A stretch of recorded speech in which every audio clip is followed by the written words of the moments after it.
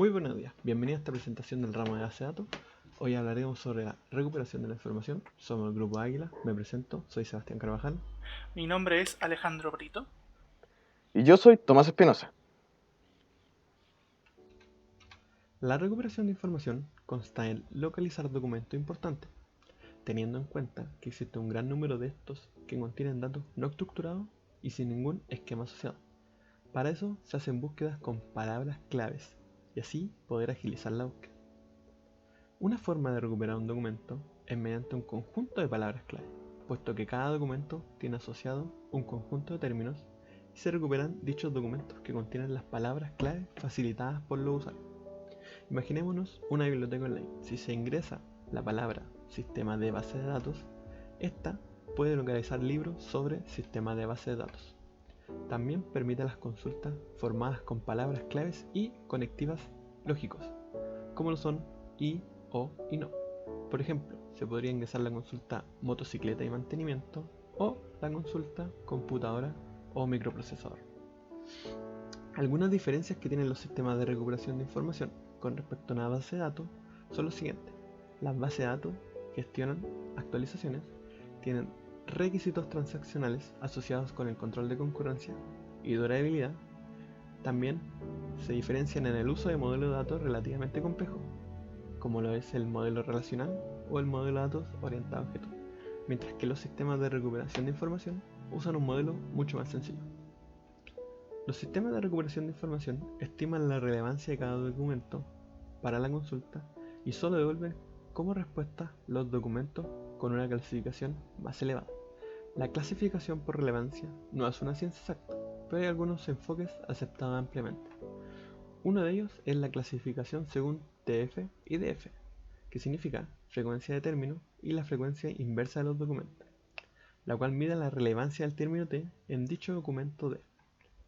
Usando la fórmula de frecuencia del término TF de T, donde N de T es el número de apariciones del término T en el documento D y N de D denota el número de apariciones de términos del documento. Esta métrica tiene en cuenta la longitud del documento, por lo que la relevancia crece con el número de apariciones del término del documento, aunque no es directamente proporcional al número de apariciones. Ahora supongamos que se realiza una consulta C, la cual contiene varias palabras clave. Su relevancia se estima combinando las medidas de relevancia del documento por cada palabra clave. No obstante, no todos los términos usados son iguales. Por ejemplo, se realiza una consulta con dos términos, uno el cual aparece con frecuencia, como es base de datos, y otro que es menos frecuente, que es Silver Charts. En este caso, un documento que te contenga Silver Charts, pero no base de datos, debe clasificarse por encima de otro que contenga base de datos, pero no Silver Charts. Para solucionar este problema, se asignan pesos a los términos usando la frecuencia inversa de los documentos, donde N de T denota el número de documentos que contienen el término T. Por lo tanto, la relevancia del documento D para el conjunto de términos C se define con la siguiente fórmula. Este enfoque de usar la frecuencia de los términos y la frecuencia inversa de los documentos como medida de relevancia se denomina enfoque TF y DF. Cabe agregar que los documentos de texto en español contienen palabras como y, o, un, entre otras, las cuales resultan inútiles para un propósito de consulta, ya que su frecuencia inversa es extremadamente baja, por lo que estas se denominan como palabras de parada. Para esto, los sistemas de recuperación de información contienen aproximadamente 100 palabras más frecuentes e ignoran esas palabras al indexar documentos. Otro factor que se tiene en cuenta es la proximidad de los términos del documento. Si los términos aparecen cercanos entre sí en el documento, este se clasifica en una posición más elevada que si aparecen muy separadas. Algunos sistemas de recuperación de información permiten la recuperación basada en la semejanza. En este caso, el usuario puede dar al sistema un documento D y pedirle que recupere documentos semejantes. Esta semejanza de documentos se define mediante la métrica de semejanza del coseno. Con esta fórmula se puede comprobar fácilmente su semejanza entre documentos, puesto que la semejanza del coseno de un documento consigo mismo es 1, mientras que dos documentos que no comparten términos es 0. Por lo tanto, Entre más cercano el valor a 1 entre el documento D y E, más semejantes son. En un principio, los motores de búsqueda web clasificaban los documentos usando solo las medidas de relevancia basadas en TF y DF, como se describió anteriormente. Sin embargo, estos presentan algunas limitaciones cuando se usan sobre conjuntos muy grandes de documentos. Por ejemplo, si se hace una búsqueda con el término Chevrolet, pueden aparecer páginas de automotoras, la página del fabricante, página de juegos de auto. Pero ¿cómo poder diferenciar cuál de ellas es la más popular? Para solucionar esto, se empezó a tomar en cuenta el uso de los hipervínculos para obtener una mejor clasificación por relevancia. En concreto, una página web está muy influida por los hipervínculos que apuntan a dicha página. La idea de clasificar por popularidad como adición a las medidas de relevancia basadas en la fórmula TF y DF es hallar páginas con cierta popularidad y clasificarlas por encima de las demás páginas que contengan las mismas palabras clave, puesto que la mayor parte de las búsquedas pretenden hallar información de los sitios más populares. Clasificar dichas palabras en posiciones más elevadas suele ser una buena idea. Por ejemplo, el término Google puede aparecer en un gran número de páginas, pero google.com es el sitio más popular entre las páginas que contienen el término Google. Por lo tanto, google.com debe clasificarse como la respuesta más importante de la consulta. Pero ¿cómo se puede definir y averiguar la popularidad de una página? Algo simple es permitir la transferencia de prestigio desde las páginas populares a las páginas con las que se vinculan. Con este esquema, el vínculo desde una página popular X a una página popular Y se confiere más prestigioso a dicha página Y que con un vínculo desde de una página no tan popular Z. Esta definición de popularidad es circular, ya que la popularidad de las páginas queda definida por la popularidad de otras páginas y se pueden generar ciclos de vínculos entre páginas. Continuando, el motor de búsqueda de Google introdujo PageRank. Esta es una forma de buscar páginas basadas en su popularidad. Veamos un ejemplo. Supongamos que existen solo 4 páginas web. La pregunta que se hace el algoritmo PageRank es ¿cuál de estas 4 páginas es la más popular? A este punto tenemos varias formas de calcular esta popularidad. Podemos verla como un problema de sistemas dinámicos, un paseo aleatorio o como un sistema de ecuaciones lineales. El que veremos aquí es el de paseo aleatorio. Este algoritmo se basa en la ecuación PJ igual a delta n más 1 menos delta por la sumatoria de 1 hasta n de t y j por pi. Esta ecuación se encarga de extraer un sistema de ecuaciones iterativo que al final obtiene el valor de la popularidad. Ahora que tenemos una medida de popularidad, el problema es que es general. En otras palabras, si yo buscase algo referente a videojuegos, por ejemplo, la página más popular aparecerá primero sin importar si se relaciona con videojuegos o no, por lo que el algoritmo de búsqueda de Google tiene que combinar el algoritmo de PageRank junto con otros algoritmos de puntuación para que aparezca la página que sea más popular y que además tenga información que se esté buscando. Una solución para que al momento de buscar nos salgan las páginas con la información que se está buscando es usar los textos ancla. Los textos ancla son aquellas palabras destacadas o llamativas con respecto al texto, y si se cliquean mandan hacia otra página donde se explique esa de información con respecto a esa palabra o texto específico, que se puede o no guardar relación con la información previamente buscada. Un ejemplo de esto es la Wikipedia. Volviendo a la búsqueda de estos textos anclas, se comparan con las palabras claves que uno haya buscado y arrojan un resultado por cuantas veces haya aparecido la palabra clave en la página a evaluar, posicionando primero las páginas que se repitan más veces esa palabra clave y posicionando último en donde la palabra clave haya aparecido menos veces.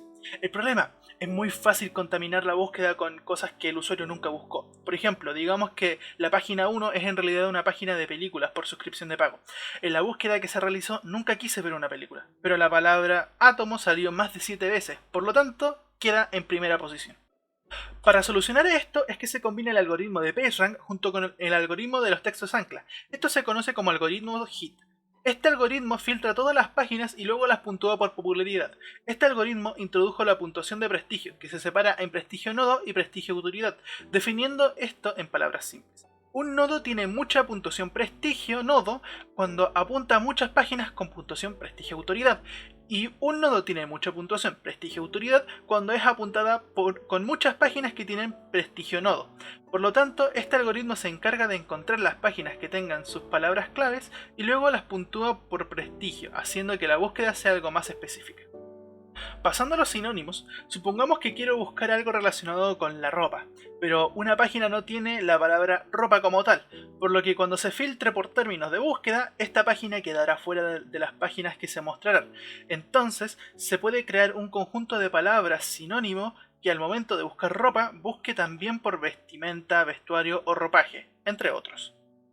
Por otro lado están los homónimos. Un ejemplo sencillo. Si yo digo tabla, me puedo referir a muchas cosas, como una tabla de madera, una tabla periódica, una tabla de skate, una tabla de cortar, etc. Por lo que si bien buscar por sinónimos es útil, en los casos de las palabras homónimas se vuelve más complejo. Entonces, además de buscar por las palabras claves, el buscador intenta comprender qué es lo que quisiste decir con tabla, por lo que intentará entender el contexto de la búsqueda. Para lograr que el motor de búsqueda entienda mejor lo que quieres buscar, se usan las ontologías. Estas son grupos de ideas relacionadas entre sí. Por ejemplo, los leones son mamíferos o los animales son parte del reino animal. Estas ontologías quedan más cercanas a los conceptos y el buscador puede incluso encontrar páginas relacionadas a lo que buscaste gracias al entendimiento contextual que le entrega todo esto. Continuando con la creación de índices, estos índices se relacionan con las páginas, contando y guardando el número de palabras claves posibles que existen en ella. Esto se hace con el objetivo de hacer las búsquedas más rápidas. Estas medidas intentan hacer que los índices de las palabras clave de las páginas sean lo más compactas posible, para que no ocupen mucho espacio, y a su vez se ve cómo hacer que el algoritmo que filtra las páginas por palabras clave no dé un falso negativo, si es que la página sí guardaba relación con las palabras claves, o un falso positivo, si es que las páginas no guardaban relación con la palabra clave. También se revisa la precisión de la búsqueda, o sea, la calidad de los resultados. Por lo tanto, los algoritmos de búsqueda deben ser rápidos y precisos. Motores de búsqueda en la web. Los programas llamados web crawlers o arañas web se encargan de localizar y reunir la información de la web de manera recursiva. Estos lo hacen siguiendo los hipervínculos de los documentos conocidos para hallar otros documentos y de esta manera recuperar esos documentos y añadir la información hallada en los índices combinados. Pero si nos ponemos a pensar en la cantidad de documentos que debe haber en la web y en la cantidad que se crean a cada minuto, nos damos cuenta que no es posible recorrer toda la red en un corto periodo de tiempo. Y de hecho, los motores de búsqueda cubren solo una pequeña parte de la web, y realizar un solo recorrido de estos puede llevar semanas o incluso meses. Además de que suelen haber muchos otros procesos que se ejecutan en varias máquinas a la vez. Por ejemplo, una base de datos almacena un conjunto de vínculos o sitios que hay que recorrer. Luego, esa base de datos asigna los vínculos que parten de este conjunto a cada proceso crawler. Los vínculos nuevos hallados durante cada recorrido se añaden a la base de datos para así recorrerlos posteriormente si es que no se recorren de manera inmediata.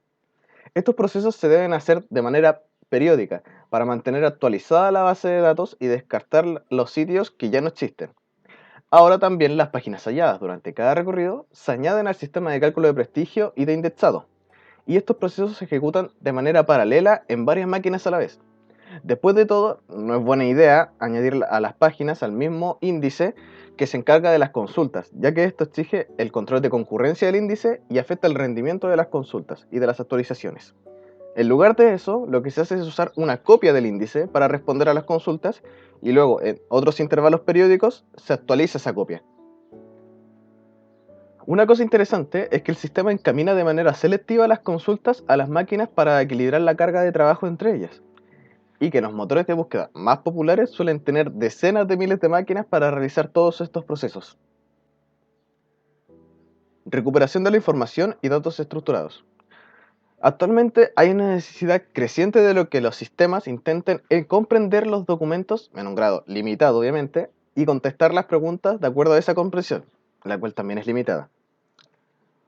Un primer enfoque sería el crear información estructurada a partir de información no estructurada, y luego con la información estructurada se procedería a responder las consultas realizadas por los clientes. Y otro enfoque aplica las técnicas del lenguaje natural, para así hallar los documentos relacionados con la pregunta planteada, obviamente en lenguaje natural. y devolver fragmentos importantes de los documentos como respuesta a esa pregunta. Extracción de la información. Los sistemas de extracción de información se encargan de pasar la información de forma de texto a otra más estructurada. Por ejemplo, un anuncio inmobiliario que nos diría Casa en La Moraleja con 2 dormitorios, 3 baños y 1.000.000 de euros. La podríamos transformar a el tipo de vivienda que tiene, o sea, una casa, la dirección, que es La Moraleja, la cantidad de dormitorios que tiene, la cantidad de baños y el precio. La información extraída de esta manera se puede usar para responder mejor a las consultas realizadas. Consulta de datos estructurados. Los datos estructurados se representan sobre todo en forma relacional o mediante XML. Y se han creado varios sistemas para soportar la consulta de palabras clave en datos relacionales o de XML.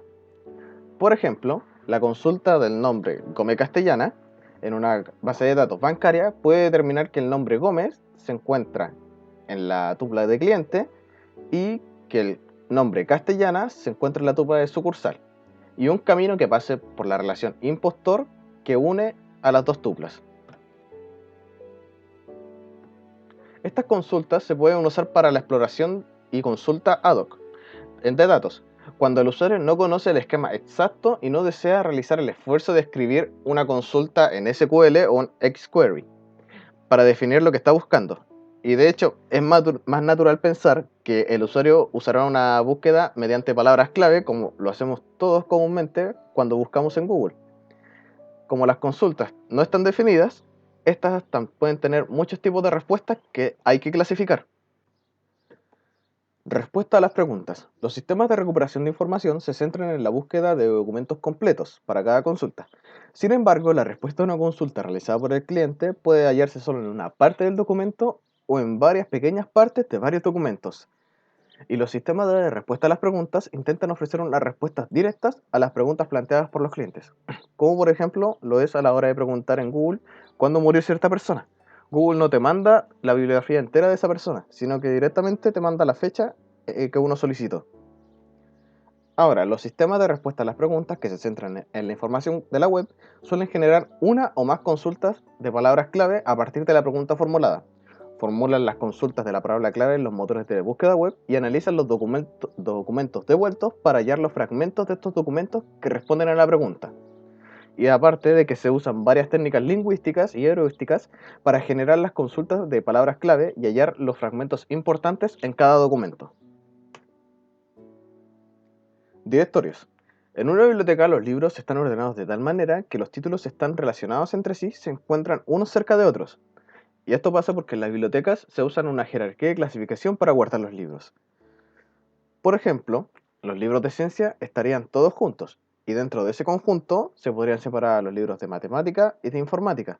Y bajando otro nivel de clasificación, se podrían hallar que los libros de informática están separados en libros de sistemas operativos, libros de lenguajes y libros de algoritmos.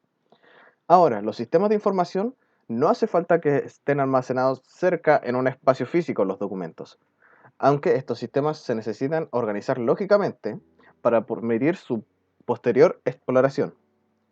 Además, se podría usar una jerarquía de clasificación parecida a la que usan las bibliotecas, haciendo que al mostrar un documento en concreto, también se muestren los documentos que se encuentren cercanos en la jerarquía.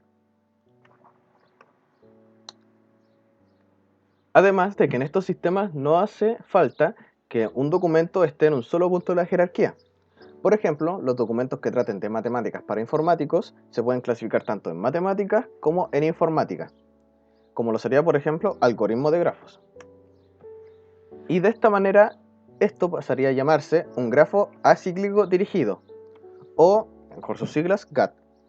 Es decir, los documentos de algoritmo de grafos pueden aparecer en una sola posición del GAT, pero se pueden llegar a él por varios caminos. Se podría llegar a él por matemáticas y por informáticas. Y con directorio nos referimos a una estructura de clasificación GAT. De esta manera, cada hoja del directorio almacena los vínculos con los documentos del tema representado por la hoja. Y para hallar la información sobre un asunto se empezaría desde la raíz del directorio y se seguirían los caminos del GAT hasta alcanzar el nodo que representa el asunto deseado. Pero ahora, si nos ponemos a pensar en la cantidad de información en la web que debe ser organizada en una estructura de directorios, vemos que es una enorme tarea, donde el primer problema que se nos presentaría sería la determinación de cuál debe ser exactamente la jerarquía del directorio, y un segundo problema es que, dado un documento, decidir los nodos del directorio que son categorías importantes para el documento. Para el primer problema, vemos que portales como Yahoo tienen equipos que sugieren la jerarquía de la clasificación, y también estaba antiguamente el proyecto de directorio abierto, el cual fue un gran esfuerzo cooperativo con diferentes voluntarios que eran responsables de organizar las diferentes ramas del directorio.